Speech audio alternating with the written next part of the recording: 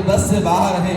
اور جس کی حمد و ثنا خود رب کریم کرتا ہے۔ انسان اگر اس کی حمد و ثنا نہ کرے، ان کی تعریف نہ کرے، پھر بھی ان کی شان میں کسی قسم کی کوتاہی نہیں۔ یہ ہمارے اور آپ کے لیے، اس امت مسلمہ کے لیے، اس امت محمدی کے لیے قابل فخر اور مقام و مرتبہ کی بات ہے، ہمارے لیے خوش نصیبی کی بات ہے کہ ہم حضرت محمد مصطفیٰ صلی اللہ علیہ وسلم کی امت میں سے ہیں، اور جب ہم اپنے محبوب اپنے نبی کی امت میں سے ہیں تو ہمارا اور آپ کا تقاضا یہ ہے کہ ہم ان سے محبت کریں۔ محبت بھی کیسی محبت؟ محبت کے بارے میں حدیث پاک میں بھی موجود ہے اور قرآن کریم میں بھی موجود ہے۔ حدیث پاک میں نے پڑھی، لا یؤمن احدکم حتی اکون احب الیہ من والدہ وولدہ والناس اجمعین، کہ کائنات کی ساری چیزوں سے بڑھ کے،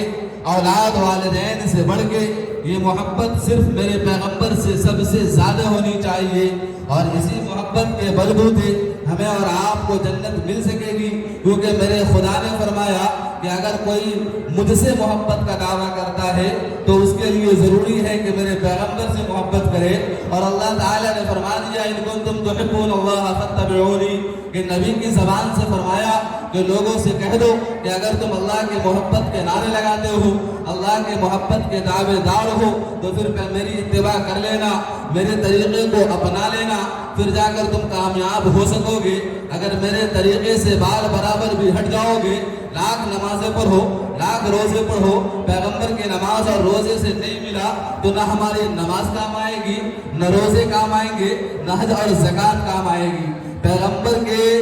اعمال کو، پیغمبر کے اخلاق کو، میرے پیغمبر کے ہر طریقے کو اپنی زندگی میں اپنانا، یہی محبوبیت کہلاتی ہے، یہی محبت کہلاتی ہے۔ ہمیں اپنے نبی سے محبت ہے، اور قرآن کریم میں موجود ہے لقد کان لکم فی رسول اللہ اسوۃ حسنہ، پیغمبر کی زندگی بہترین نمونہ اور آئیڈیل ہے۔ آئیڈیل کسے کہتے ہیں؟ نمونہ کسے کہتے ہیں؟ نمونہ کہتے ہیں یہ میرے اوپر کرتا ہے، اگر میں ٹیلر کو دوں، درزی کو دوں کہ میرے کرتا سل کر دے دینا، وہ کرتا اگر ویسا ہی سل کر دے جیسا میرے بدن پہ ہے تو فقہا کہتے ہیں، فتویٰ کی کتاب میں ملے گی کہ اس درزی کو، اس درزی کو اور اس ٹیلر کو اجرت دینا جائز ہے، وہ اجرت کا مستحق ہے۔ اگر وہ کپڑے خراب کرتا ہے پھر وہ اجرت کا مستحق نہیں ہے۔ میرے پیغمبر کی زندگی ہمارے اور آپ کے لیے آئیڈیل اور نمونہ ہے۔ اس کا معنی یہ ہے کہ پیغمبر کی زندگی جیسی تھی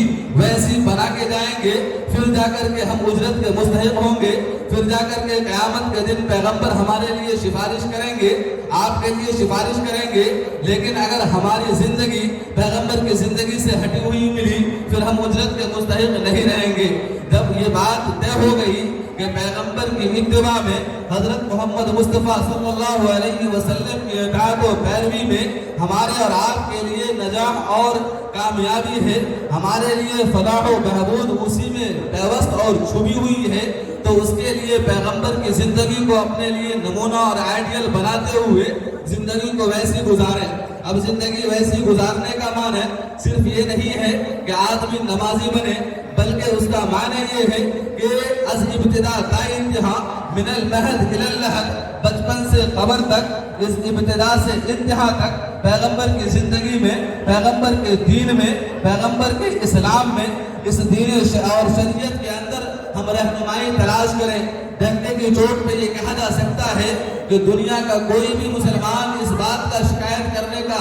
اس بات کی شکایت کرنے کا حقدار نہیں ہے کہ ہم نے پیغمبر کی زندگی میں فلاں موڑ میں اپنی زندگی گزارنے کے لیے رہنمائی تلاش کی تھی، اور یہ تلاش کیا تھا کہ اللہ تک پہنچنے کا ذریعہ کیا ہے، پیغمبر کی زندگی میں مجھے نہ ملی۔ یہ شکایت کرنے کا کسی کو حق نہیں ہے، کیونکہ میرے پیغمبر کو خدا نے بھیج کر انسان کو انسانیت سکھائی ہے، اور انسان ایک انسان ہونے کے ناطے زندگی کیسے گزارے، اگر وہ انسان بچہ ہے اس کے ساتھ معاملہ کیا کیا جائے۔ اگر آپ کہیں گے تعلیمات پیغمبر دیکھیں، پیغمبر کی تعلیمات کیا تھی، تعلیمات پیغمبر موجود ہے، بخاری شریف میں روایت موجود ہے، حدیث کی کتاب میں روایت موجود ہے کہ والدین اپنی اولاد کو بہت کچھ دیتے ہیں، لیکن سب سے اچھی چیز یہ ہے کہ یحسن اسمہ وادبہ، کہ اس کا نام اچھا رکھے اور اس کو تعلیم اچھی دے، اس کی تربیت اچھی کرے۔ سب سے پہلی ذمہ داری ایک نوجوان پہ یہ آتی ہے، اگر وہ چاہتے ہیں کہ ہماری نسلیں اچھی ہو،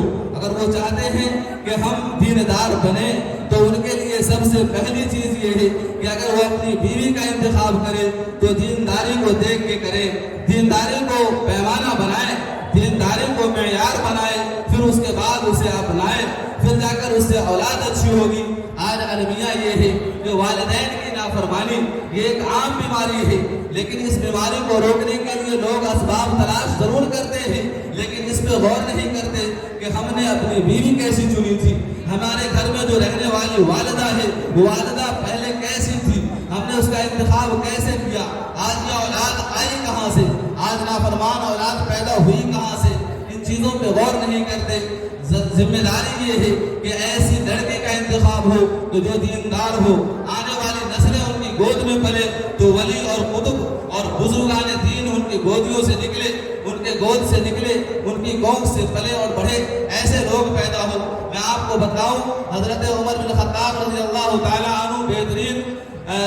امیر المومنین، خلیفۃ المسلمین اور ایک اعلیٰ قدر اور بلند مقام و مرتبہ والے صحابی، بہت بڑے صحابی گزرے، ان صحابہ کا نام لوگوں کو پتہ ہے۔ حضرت عمر بن خطاب رضی اللہ تعالیٰ عنہ کے دربار میں ایک بوڑھا آدمی اپنے بیٹے کا ہاتھ پکڑ کے آیا اور کہنے لگا کہ امیر المومنین، یہ میرا بیٹا ہے اور